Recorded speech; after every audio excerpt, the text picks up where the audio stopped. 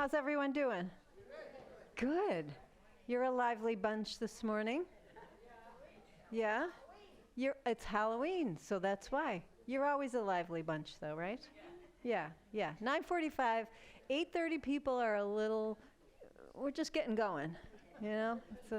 It's a little slower going. So I brought in all my skellies today because there's been some request for the skeleton, and I thought, why not bring them all in? So I have a full skeleton here. Oh, that looks like needs a little adjustment. So that's a full skeleton. I have my foot skeleton, which I use a lot for the foot class. And then this, we'll talk about this near the end. This is the spine and the pelvis. So we'll chat a little bit about that at the end. So I'm not going to go into like a big anatomy thing. I'll try and pepper it through our class. But I did want to just talk about the foot in particular, because it's sort of near and dear to my heart, right? Because you know I love feet. Feet are just my thing. It's my jam, right? It's my jam. So you've got about 206 bones in your whole body, right? So just kind of think about that. From here to here, 206 bones. In your feet, in each foot, you've got 26 bones. So in your feet, you have 52 bones. That's a quarter of all the bones in your whole body are in your feet, right? And the reason that we have so many, and by the way, the other quarter of the bones are here. So between your hands and your feet, that's half the bones in your whole body. So think about all the intricate movements you do with your hands. You have some intricate movement here with your foot as well. So when we have as many bones, when we have 26 bones here in the foot, we also have a lot of joints. There's 33 joints in each foot. And the reason we have joints is for movement, right? So this leg bone here, your thigh bone, there's just a couple joints. You got one on the bottom end in your knee, and you got one on the top end at your hip. And you have 33 in your foot, in your right foot. And you have 33 in your left foot. So that's 66, right? Because I can do maths this morning. So the reason that's so cool to me when I look at the biomechanics is the job of the foot with all of its joints and all of its different bones is to absorb the impact of force when we're walking, to absorb the impact of taking a step, and then to transfer that into power when we push off. And if your foot, with all of its joints, it's designed to do that. It's designed like think of a trampoline. Right? A trampoline has to receive your body, and then it pushes you back up, right? Your foot is designed to do that. Your knee is not designed to do that. Your hip is not designed to do that. So if your foot isn't working properly, and those 26 bones and 33 joints aren't articulating the way that they're supposed to, they just will start to outsource and deliver that power up to the structures above it, your knee and your hip, which are not designed to do anything with it, which is why we have knee pain and problems and hip pain and problems. And if the hip can't handle it, it goes to the back. So just wanted to give you that just kind of a broad overview, and why, to me anyway, as somebody who really loves biomechanics and how we move and why we move the way that we do, that's why the foot is so fascinating to me. It's just such a marvel of engineering, and it's not allowed to do its job the way it could do in our modern society, except in this class. All right, because we are going to move our feet today. All right, so I want you to take a good look at that skelly there. Take a snapshot, close your eyes, and then start to notice your breath, holding the image of that skelly in your mind's eye. That is inside you. That is your hardware. So just kind of think about that while you're breathing. Just think about the hardware of your rib cage. the hardware of your shoulders, the hardware of your hips, the hardware of your spine.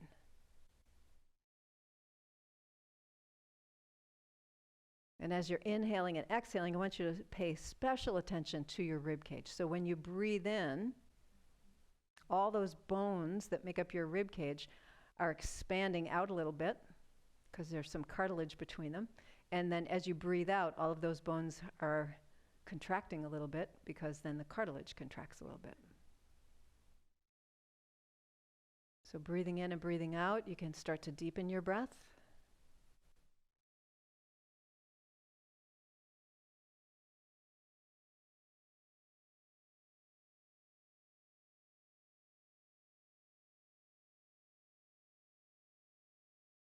As you inhale, when you get to the top of your inhalation, I'm going to ask you to pause for a moment. When you think you've breathed into the very top, you're going to pause, and then you're going to breathe in even more.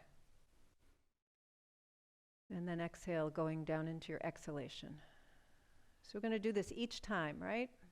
So we have sort of a preset where we're breathing. You're getting to the top of your inhalation, you're pausing, you're breathing in more, and then you're letting that air out.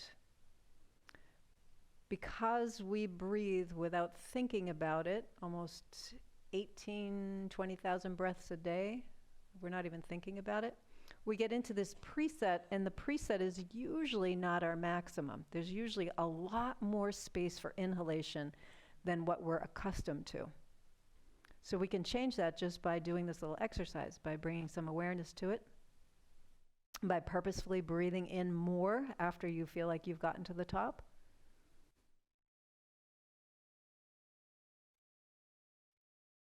And then we'll do the same thing with the exhalation. So continuing with this breathing into the top, pausing, breathing in a little more.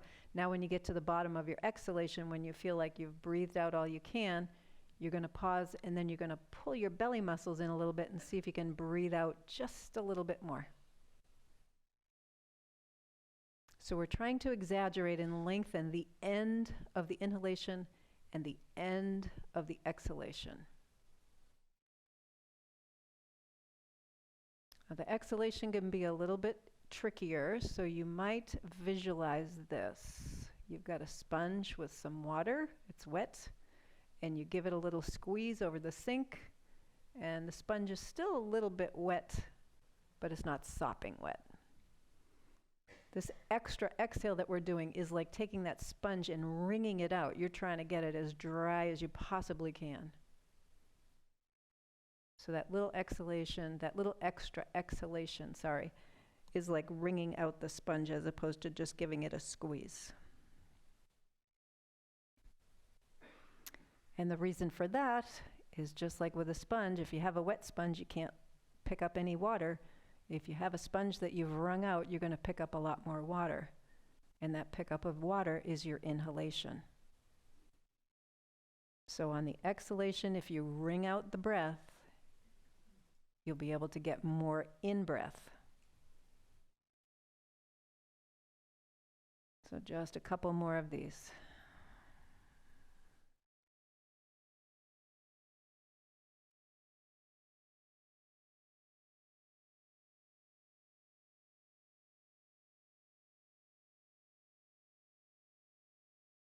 And then let's take one more deep breath in together. We'll hold it. And let it out with a sigh. Let your eyes open. Going back to your natural breath, we're going to start a little bit of movement just with the hands. So we're just extending the fingers and bending the fingers, right? So this is, right now you're moving a quarter of all the bones in your body. Yay, you. That's really good. So we're extending and bending, extending and bending. Good. And then we're going to add a little bit of wrist movement to that. So as you extend, you're going to push out through the heels of your hands, but keep your elbows bent a little bit so that you're not doing this with your shoulders. And then when you make a fist, you're going to bring your wrists down. So we're just going up and down. Now if your shoulder tops are kind of scrunched up here, just drop them down. You can have your Elbows bent. This is really just moving at the wrist and moving at the fingers. Good. Couple more. And then circle your wrists. Okay. I'm going to do one more open and close for the hands. So if you take your hands with your palms up, you're going to make a fist with your thumbs out. And then extend and make a fist with your thumbs in. And don't squeeze too hard. So we're going to go out with the thumbs and in with the thumbs. Out with the thumbs, in with the thumbs. Got that? So it's a little different way to close your hand. So you can think about putting your thumb into the palm of your hand first and kind of wrapping your fingers around it. Okay. Let's make it a little more spicy. So let's do, on the right side, we're going to have the thumb out. On the left side, we'll have the thumb in. Okay? And then we're going to switch. So on the right side, you have your thumb in. On the left side, you have your thumb out. Right side thumb out, left side thumb in. Right side thumb in, left side thumb out. Right side thumb out, left side thumb in, and then switch. And keep switching. Right? I forgot where I am. It's tough to do, right? Yeah, that's good. Okay, and then shake everybody out. Good. Let's circle the wrists a little bit here. All right. And then we're going to bend the elbows and tap. And as we bend the elbows and tap, we're going to bring the arms out to the sides and up overhead, whatever that looks like for you. So if you can't get your arm way up overhead, just bring it up as high as you can, and then we're going to go out to the sides and down. So we're doing this movement at the for the elbow, but we're also doing a little bit of movement at the shoulder as well. So slow it down just a little bit. So we're not in a race to get there. We have an hour whether we do it fast or slow, right? So here we are. Good. So let's keep the right one down, and we're going to move the left one up a little at a time. Ha, that's hard. And then move the left one down a little at a time. The right is still down. Yeah, and you're breathing? Are you all breathing? Okay. Left one stays down, and we're going to slowly migrate the right one up. Right? So slowly, slowly. Oh, good. Excellent. Still breathing. Still moving. Okay, let's bring them both up to shoulder height. We're going to slow it way down. Okay? The right one is going to move up while the left one moves down.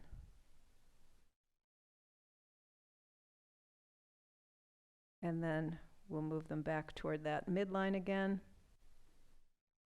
Great. And the right one's going to move down as the left one moves up. Great. And then back to that midline again. Great. And the next time your arms are out to the sides, you're going to hold here, and you're going to turn your palms down, and then we're going to come in and out. So a little scarecrow movement here. In and out. So we have some shoulder action going on. We've got some elbow action going on. Excellent. Just a couple more of these. Great. One more. Last one. We're going to come out and hold. And then slowly lower down. Great. Relax your left arm. We're going to take the right and make some circles.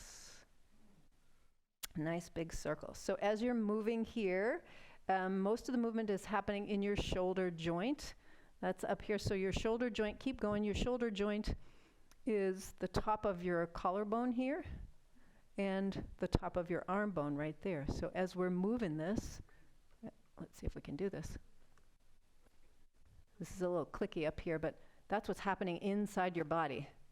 That's what's happening in your hardware, is you're doing that little rotation up and around. Let's circle the other way. Great. And then let's go to the other side. Nice big circles. Shoulder joints can be kind of noisy too, so you might have some crunching or crinkling or crackling in there, and that's normal. You know, if I always tell people, if you have noise without pain, that's fine. If you have noise and you have pain, then that needs to be looked at, right? That could be something. Not always, but it could be. One more time, up and around, and then reverse direction. Good. Okay. So your shoulder is the most mobile joint in your body. You get all of this range of movement if you use it. If you don't use it, you will lose it temporarily. And then bring that arm down. And I say temporarily because in most cases you can regain that movement. It might not be quite as much as it was before, but for the most part you can regain a lot of it. So we've done a few different movements. We're going to now do a little bit more rotation for the shoulder up here. Again, thinking about what the shoulder is. It's the top of your arm bone. That's your humerus, where it goes into your collarbone. Actually, your collarbone comes out that far, and that's the joint. This is like where the hip is a ball and socket. I've talked about that before, right? You've got the big ball on the end of the leg, and then it goes into the socket of the hip. The shoulder joint is like it's like a golf ball on a tee. So the socket is a little bit more like a dish than an actual socket. Okay, so now we're going to do a little bit of rotation in a different way there. So I'm going to have you take your arms down by your sides with your palms facing forward, and we're going to use the thumbs as sort of a guide. You're going to rotate your thumbs forward, in, back, and around as much as you can. And then you're going to rotate all the way in the other direction, right? So what you're doing right now is you're rotating your I'm thinking of the shoulder only, but you're getting at your elbow and your wrist as well. We're rotating everything out and everything back in. So now we're going to engage a little bit more of the rest of the body as we do this. So as you rotate your thumbs behind you, I want you to press your chest forward and squeeze your shoulder blades. And then as you rotate your thumbs forward, in and back, I'm going to have you round through that upper back a little bit. So the movement is including your whole upper back now, right? So you can feel that. Your shoulder blades are actually moving. So your shoulder blades, just for reference, your shoulder blades are right here, and these shoulder blades are affixed to the skeleton, but when you roll back, that shoulder blade comes back, and when you roll forward, the shoulder blade comes forward. So it moves in that fashion.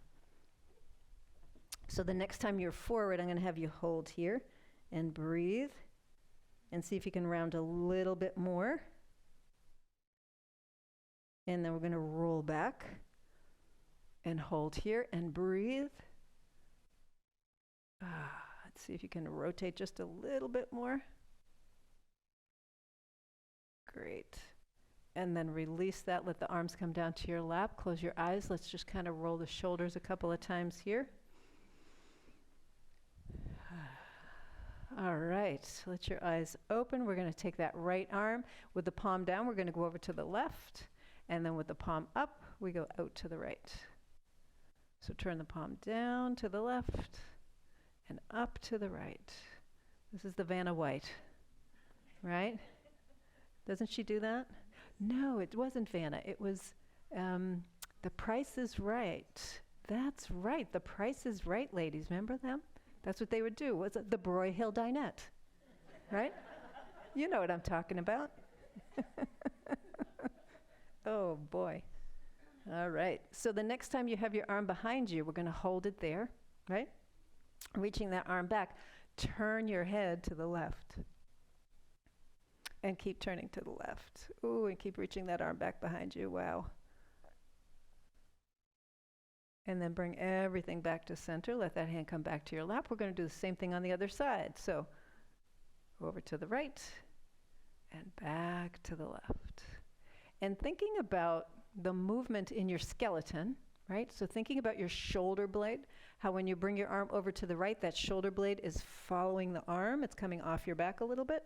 And when you bring your arm to the left, the shoulder blade is squeezing toward the center of the spine a little bit. So we're continuing to inhale and exhale. And the next time that you have your arm behind you, we're going to hold that arm back there and turn to the right. Turn to the right. Oh, and just feel that stretch. All right. Keep breathing in and breathing out. You guys are doing great. And then release all of that. Let your hand come back. Let's roll the shoulders a couple more times. How are we doing? Good? Okay. Let's see. Let's try this. So we're going to take the right arm and we're going to slide it behind the small of your back. So you're just kind of resting it here. And then you're just going to bring it forward. So back and forward. That's the whole movement here. All right? So thinking about making movements in your body from least complex, right, which is this, to more complex, which is this, especially when we're talking about the shoulder joint. Because now we're coming forward, we're going back, we're rotating, and then we're going that way. Now, if you can't get your arm behind your back, that's fine. Do the best you can. So if you can come forward, come forward. If that's as far back as you go, aces. That's where you're going to go. So you're just doing the best you can, right? The next time you have your hand behind your back or in some place back there, you're going to try and slide that hand over to the left a little bit more, right? A little bit more. And you're holding here. Now what we're going to do is we're going to turn to the right. As you turn to the right, see if you can slide your right hand to the left a little bit more. Keep turning to the right without sliding on your sitting bones. Keep turning to the right. And then see if you can take your right hand and tap your left thigh.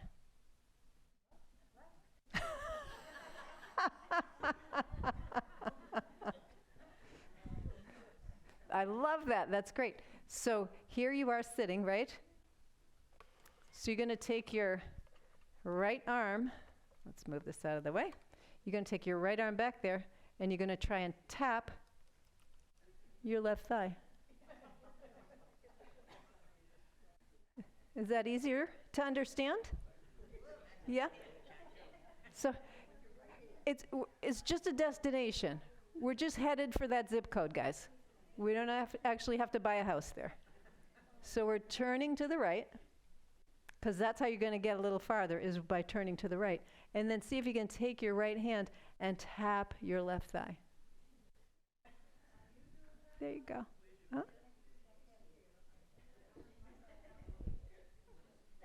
Yeah. Yeah, we're not tapping down here, right? What did I do? I dislodged myself. Yeah, we're just kind of getting in that area somewhere, right? So we can tap something over there. Okay? Make more sense? Let's unwind. You guys are fun. I love this. Okay. Let's take the left arm now, and we're just going to go forward and back, right? So we're warming it up. That's all we're doing. We're warming it up. So we've done lots of different movements for the shoulder, right? And now we're doing like a combination of movements. That's called a complex movement. You do complex movements all the time. You just don't know you're doing them, right? But this is what I'll say. This is why I like to work the body the way that we work it in this class, is that if you lose one of the simple movements, it affects your complex movement, right? So if I can't bring my arm out to the side, that's going to affect how I do all these other movements. Sorry, I'm moving my arm all around you like, what are we doing now? Okay, so next time your arm is behind you, we're going to hold it there. So it's really important to identify which simple movement I'm having a challenge with, because then I can work on that, because then what happens is it affects the whole rest of the system. Okay, so we're trying to slide that hand over to the right a little bit more. Okay, now we're going to turn to the left, slide that hand to the right a little bit more, and then see if you can tap your right thigh. right? So you're just trying to, so if you can't tap your right thigh, it's okay, right? Don't judge your neighbor, because I know you're looking. I know you're looking and you're going, well, I'm doing better than she is. And then we're going to unwind from that. Great. So kind of coming back around, just notice, so we've done a lot of work for the shoulders, and now your neck is probably going, what the heck? My neck is killing me.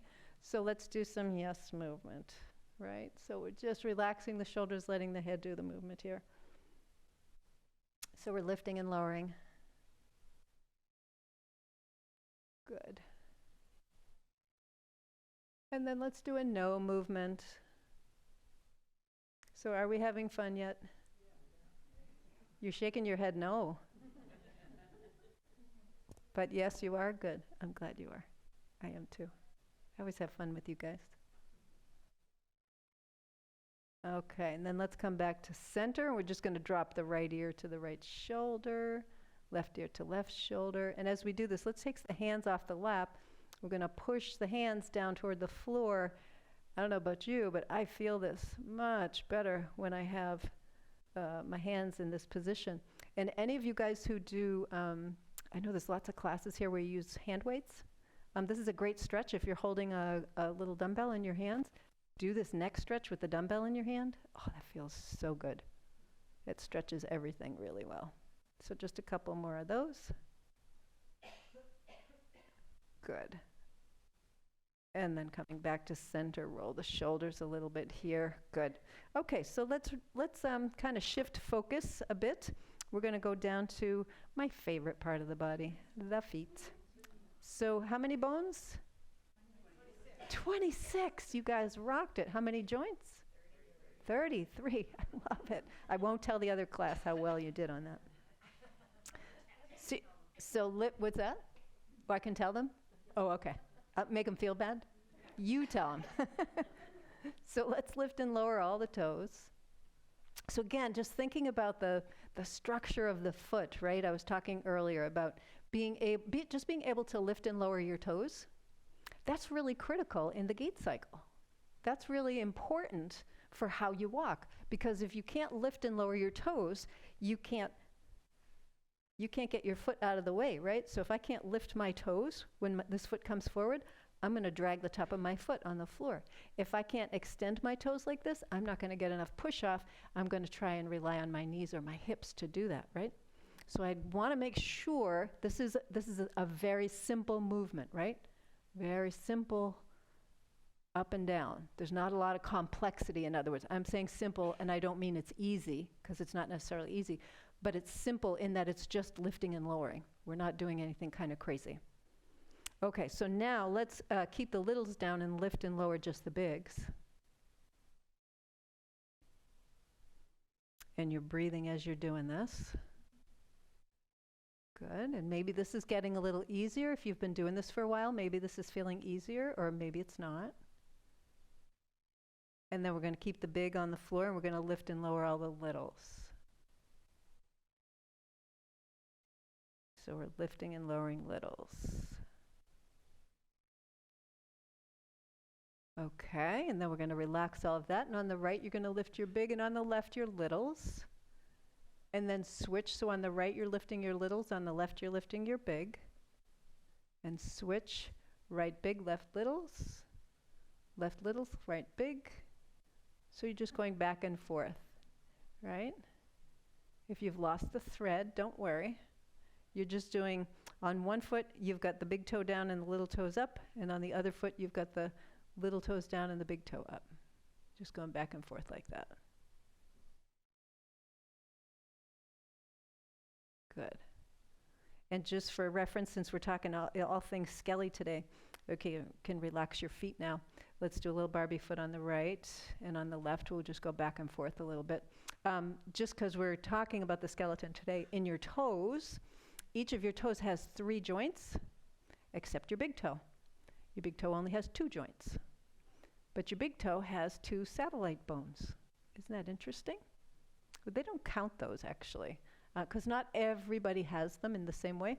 But at the ball of your foot, on the inside and outside of the ball of your foot, you have these two little bones that your tendon slides through. And the reason for those little bones there is to give that big toe more power. You don't need that kind of power in your little toes, so they end up with an extra joint. That will be on the test, so make sure you understand that.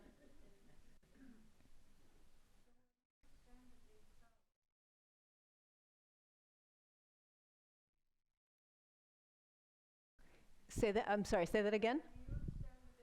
When you extend the big toe, yep.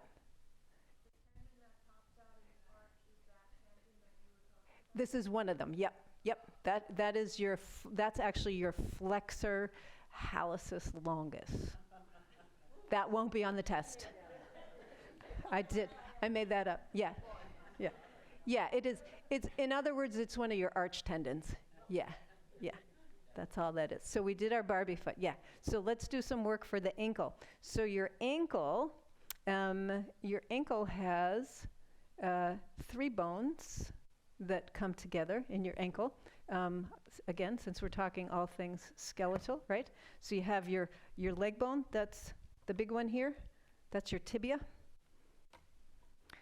And you have the bone that it sits on top of called your talus, which is, it's the bone that allows your ankle to do all these little movements. If you didn't have a talus, you couldn't do this. People who've had a fusion, a talotibular fusion, can't do that because it's been fused. And then you have your fibula, which is the bone on the outside. That's the skinny bone. Can you all see the little teeny bone here? It's a little skinny bone. So that actually forms the outside. So when you, actually let's do this just for fun. Take your leg, cross it over, and then take your other hand and see if you can feel the little bone on the inside of your ankle and then the big bone on the outside of your ankle. So it's really kind of a paradox. So the little bone on the inside of your ankle is the bottom of your big tibia. The little bump you feel here on the inside of your ankle, that is the bottom of your tibia, or this big leg bone. The big bump you feel on the outside of your ankle is the bottom of your little bone on the outside. So it's like the inverse, right? And this guy comes down a little bit lower. That's why when we do certain movements, which we're going to do in a minute, and I'll talk about it then, you'll notice that you have some limited range. So let's go over to the left. What were we doing? Were we pointing and flexing? Yes. Okay, let's go back to that. Good. It's hard to keep track when there's all these cool and interesting conversations we can have. Good. I say cool and interesting, you might be like not on that wavelength, and that's okay. That's all right. With you, we can stay all day. You could stay all day. Oh, I could stay all day with you too. I would need a little lunch, but I could do it. I think we all need lunch. Okay. All right, and then let's bring that foot back down to the floor, and let's go back to the right, and we'll do some circles. Circle, circle. And reverse your circles. So again, the reason you can do this is because of that bone that's on the inside of your ankle, the one that you can't see called your talus. It allows this movement here, which is very cool. And then let's go back to the other one, which would be the left. Circle, circle, and reverse direction. Good. Okay, and then bring that foot back down to the floor. Okay, so now we're going to do a little movement, and this is what I was talking about before with how the bones are oriented. This is your tibia, the big bone in the front, and then the little bone on the side. You can see the little bone on the side comes down lower, and you can feel that in your own body. If you just reach down, on your right leg, you're going to take your right hand, put your thumb on the inside of your ankle, the bone on the inside, and your your fingers, on the outside of your ankle. So can you feel how the bone on the outside of your ankle is lower? Yeah, so let's put this to the test, because nothing says, I get it, like doing it, right? So you're going to take your right heel, put it on the floor, and then you're going to turn your foot in like you're looking for a piece of gum on the inside of your foot, right? You can have your foot on the floor or not, it's up to you. whatever works. So as you do that, I want you to spread your toes so you can really feel that. Like extend your big toe a little bit and kind of flex your little toes so they go into the inside. So you can see how much rotation you have there, right? Okay, and then come back to kind of the normal position. Now we're going to look for gum on the outside of the foot. So try and turn your foot out that way. It doesn't work as well. Why? Because of your fibula. Your bone on the outside says, no, we're not going to let you do that. Sorry. Not happening, because it's lower. Your hardware prevents that from happening, in other words, right? So let's go back and forth a few times. We'll really kind of get that, right? So you go in, you see the bottom of your foot. Yeah, I can see a lot of my instep here. Go out, can't see a darn thing out there, right? Can't see anything. Now you might be noticing that your knee is moving a little bit. Your leg is moving a little bit. That's all cool. It's all part of the chain, right? Remember what I was saying about how certain movements, if we're not able to do them, we'll outsource them to other body parts. Let's go to the other foot. So we got the heel on the floor, and we're going to angle that foot in. So you're looking for the gum on that side. And again, the game changes if you've had a fusion in your ankle, and then we're going to go out. So if you've had an injury where they've put a plate in or they've put some hardware in there, this movement may not be available for you in quite the same way as the other side, right? And that's okay. Stability is important here. Stability is important. But you just have to know that there might be things that you are going to require your knee to do that your ankle can't do, so you have to make some adaptations for that. So going out and going in. So this is a little bit more complex movement. Okay, and then let's put the foot on the floor.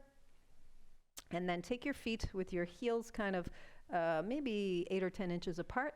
And you might want to hold onto your chair, have your knees a little bit bent.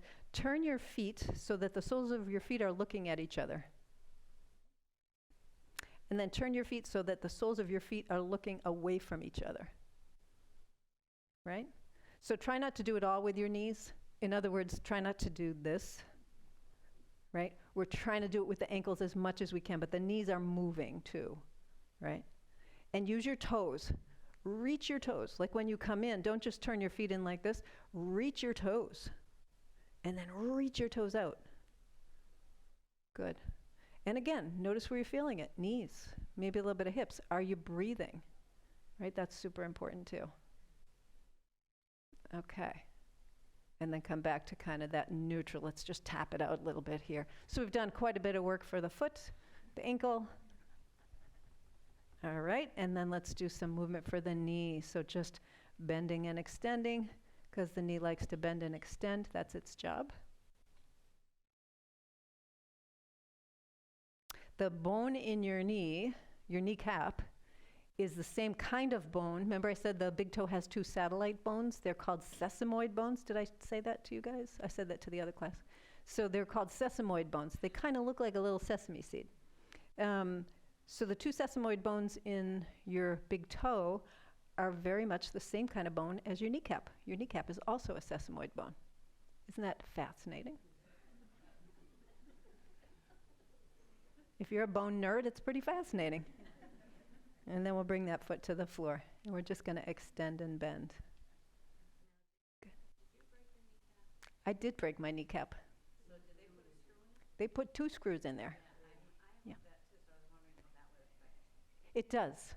It does. And that you can't change. That's hardware that's in there. Yep. So you do the best you can. You make some modifications. You train your hip a little differently. You train your ankle a little differently so it can do some of the work. Couple more. Oh. Interesting. And then bring that foot to the floor. Well, that's good. That's good that you got that kind of time. Okay. So you're going to slide to the front of your chair. Bring your feet nice and wide. And we're just going to bring the knees in and out. So thinking about the hip joint itself now, right? So the hip joint, just for reference, the hip joint is where the top of your leg bone comes into your pelvis, right? And I'll show you actually a bigger version of that. Keep going. You're going in and out. This guy's heavy. Okay, so that's your pelvic bone. These are your pelvic bones. And then this is the top of your leg here, right? So what we're doing now, oh, this guy doesn't rotate that way, sorry.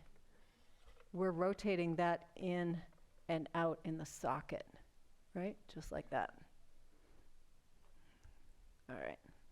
Okay, so then we're going to do a little bit more movement where we lift up and around and down and go to the other side. So we're going to go really slow and try not to lean your body. All right? So it's just one rotation up and around. And I want you to think about or visualize or maybe even put your hand here and just feel what's happening in your skeleton, in the hardware, right?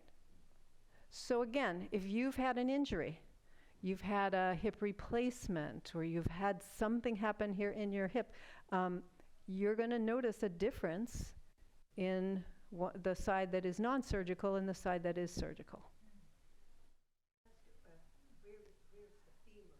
Where's the femur? That's a great question. This is your femur right here. It's this big bone that goes from your knee all the way to your hip. Broke her femur. That's a tough break. Yes, that's a tough break. Yeah. Okay.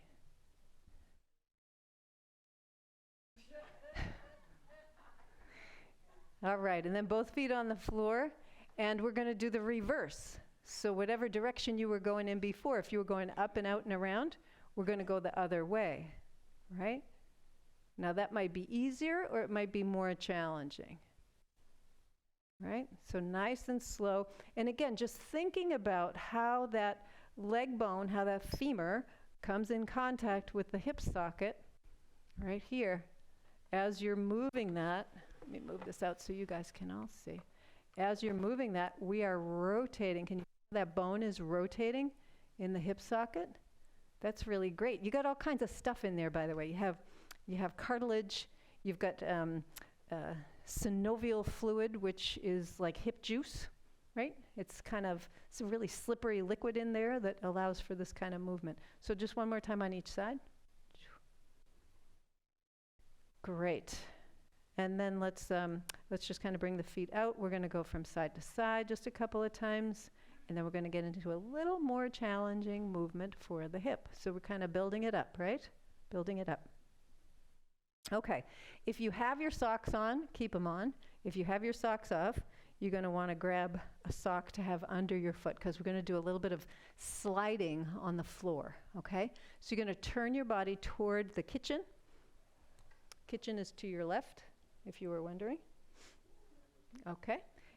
Slide the back of your right leg completely on the chair. So you want to have the whole back of your leg on the chair. And then you're going to hold on to the back of your chair with, sorry? Oh, which leg? So your left leg is on the chair. Did I say right? Yeah. I did. Okay. Totally. So if you did that, you would be like this, which is not what we want. So your other right leg, which is your left leg, you're going to have your other right leg on the chair, right? And then your right buttock and your right leg is off the chair. Okay, now we're all confused. Good. So let's have the right foot kind of directly under the hip. In other words, you've got a nice little bend in your knee here, okay? So what we're going to do is we're going to take that right leg, and I want you to reach it toward me. So it's out to the side, and then back. And out to the side, and then back. And see if you can stay up on your toes as you do, and have your knee pointing toward the floor, not toward the ceiling. So if you're not sure what I mean, I'll show you. So this is pointing toward the floor. This is how I want you to do it. This would be pointing toward the ceiling, which is not how I want you to do it. Not that it's wrong, it's just not what we're going for. So we're just going back and forth, right? So you should be feeling that on the outside of the hip maybe, on the inside of the thigh maybe. And the next time that you have your leg extended out to the side, you're going to hold there and breathe and give a little squeeze to your buttocks on that right side. Breathe, breathe, breathe. Good, and then come back in. Excellent. Okay, so relax that for a moment. Just notice what that feels like in the hip. And now what we're going to do is we're going to go forward, so extend your leg in front, and then bend your knee and go back. Right? So we're going forward and backward. So you can see why we needed like the little sock or something to slide on the floor. And you can do this. Does anybody have slides at home? Do you know what I'm talking about? Yeah, slides. They're little discs.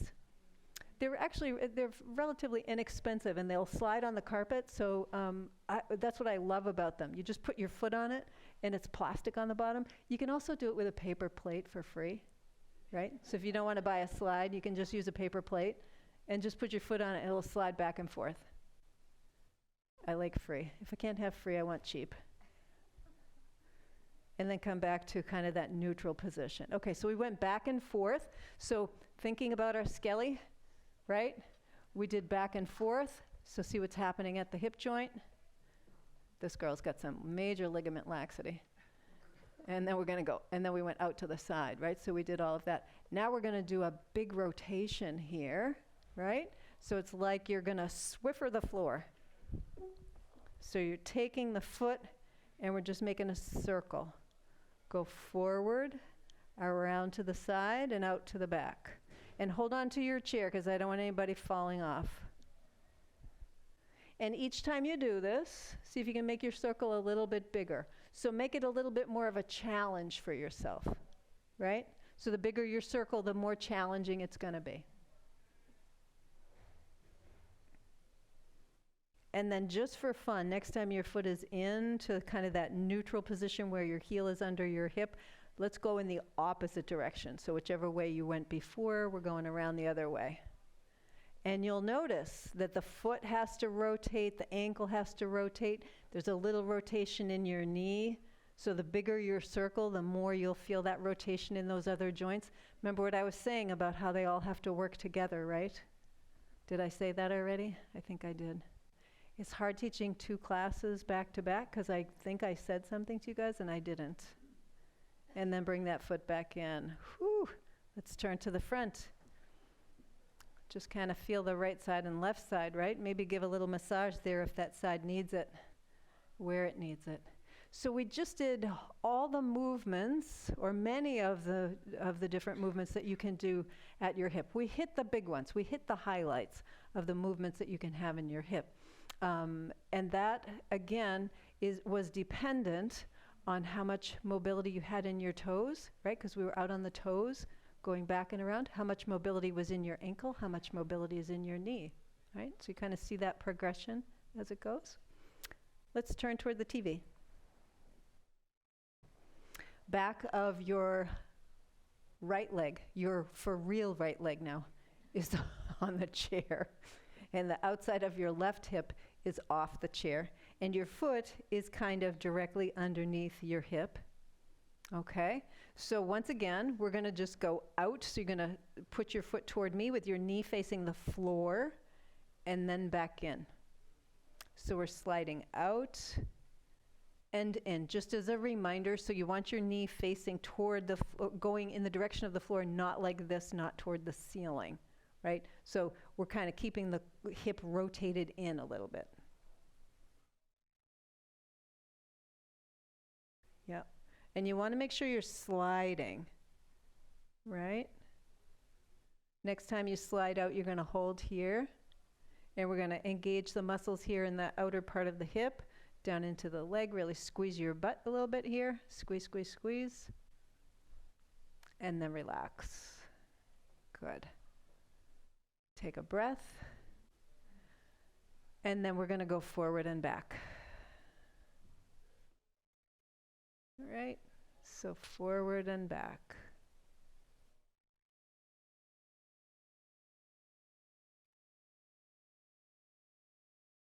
Great. And you'll notice it's easier to go forward, right? It's easier to straighten your leg when you go forward than it is to straighten your leg when you go back. Okay. And now coming back to that neutral position. We're ready to do a little dry mopping here. So we're just going to circle around and back in. Make sure you go up to the side, back, get all the directions in other words. Don't just do this, like right in the front. You want to make sure you go back. And make your circle bigger and bigger as you go.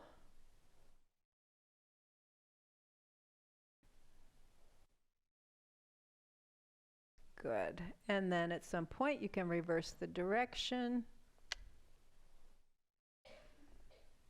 Good.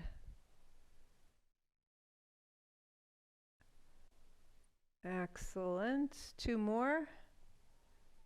Nice big circles. Get that whole floor because Carrie does want this clean. And then back in. Excellent. Turn to the front. Let's give that a little massage there. Maybe the other side too.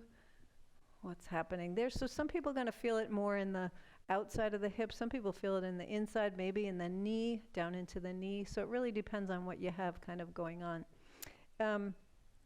So I want to talk a little bit more now about the pelvis, because last week, I think it was last week, I had you feel your sitting bones. Can you feel your sitting bones again? Just kind of reach under there. You'll feel if you're out on the outside, it's just fleshy. On the inside, you'll feel a little bit more of the bony part. Right, so that's the bottom of your pelvis on the right and the bottom of your pelvis on the left. And then if you take your hands, go into the soft part of your waist, right? And then go down until you feel it gets harder under there. It's like, oh, I can't push that in. This is super soft. My fingers it's like nice pillowy tissue there. And then down here, it's like, oh, okay, there's something there. That's the top of your pelvic bone on the right and on the left. And I wanted to talk a little bit about that. That's why I brought all of my skellies, so you can relax for a second. So let me actually I'll take this off. So this is your pelvic bone, or your, I'm going to just call it the pelvic bone on the, it's actually the left, but I'm going to say the right because I'm facing you. And then this is the other side, right? So you have one on each side. From the back, can you see that it's big here? It's kind of like a fan here, and then it comes down to a point.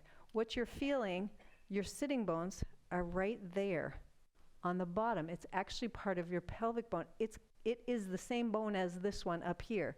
Isn't that kind of cool?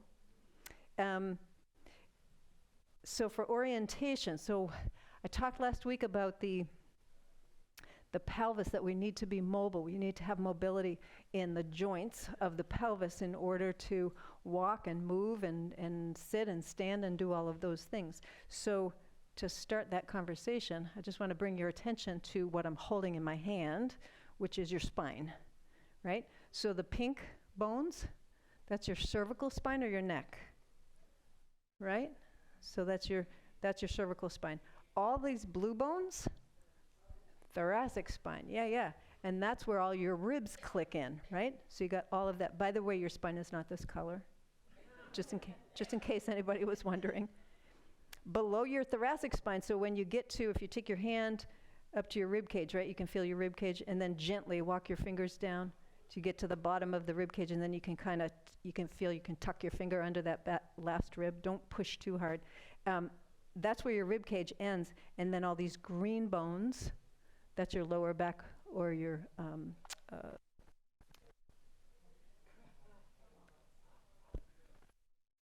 lumbar. Thank you. Yeah, wow, that just went right out of my head. Yeah, so that's your lumbar spine right there. So your lumbar spine. And then at the bottom of your lumbar spine, which is really cool, this looks like almost looks like a horseshoe crab, right? Yeah, it looks like a horseshoe crab that's a triangle. So that big triangle there, that's your sacrum. And those are vertebrae, but they're fused. So now your hips, the hip bone on the right and the hip bone on the left, they don't touch each other in the back of your body. They touch the sacrum. So your hip bone is literally connected to your backbone, right?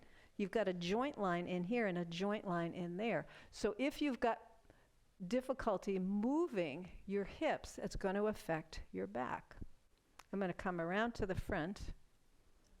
Hang it. Yes. Oh, thank you. Yes, that's the coccyx, or the tailbone, right? And this depiction, I've seen some anatomy books that the coccyx is straight like that, but it actually curls in a little bit. At least the ones that I have seen. Yeah.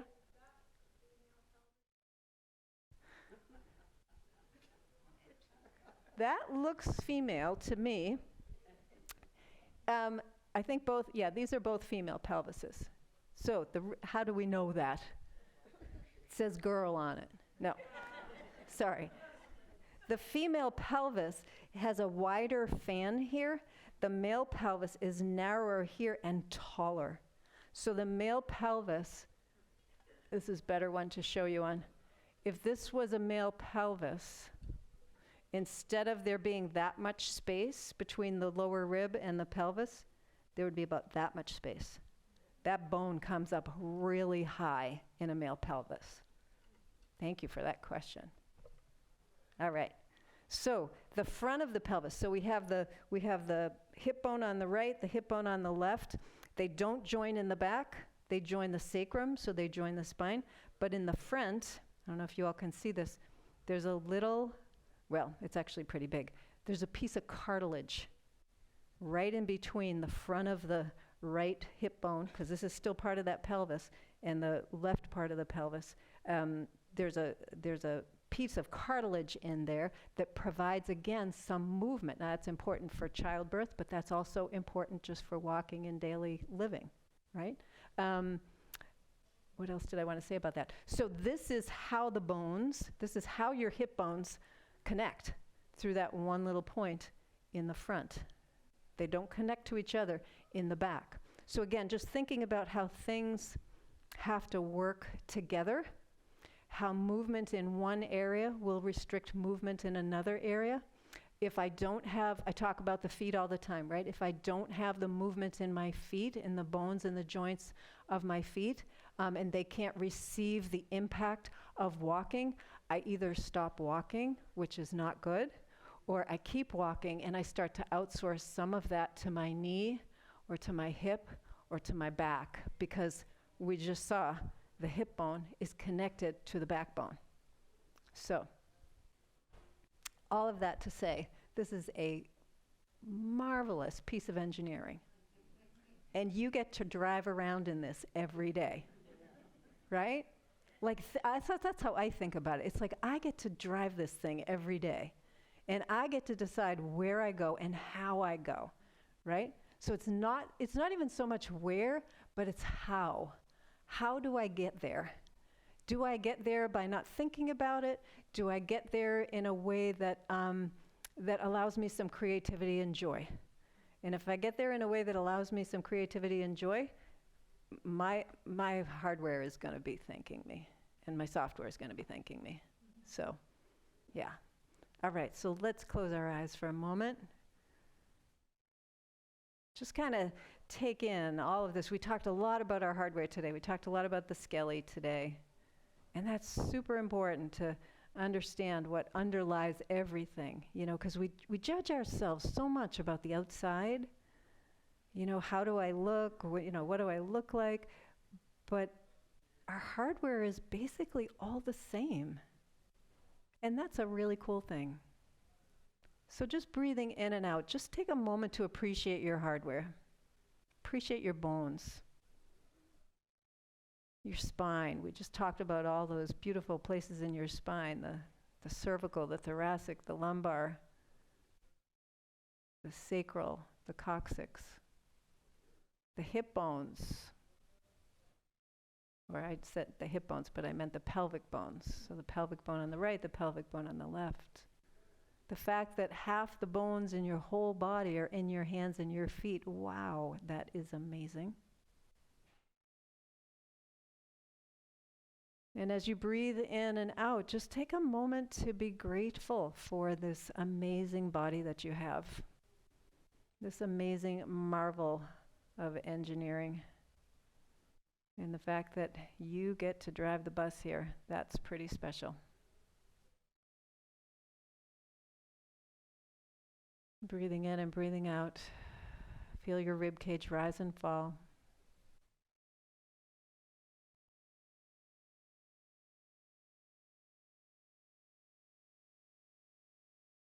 Let's take one more nice deep breath in. We're going to hold it in for a moment. Take in a little bit more breath. And then let it out with a sigh. Go back to your natural breath. You can let your eyes open. Thank you, everybody. I really enjoyed this today. Great. Have a good rest of your week. Happy Halloween. I'll see you all next time.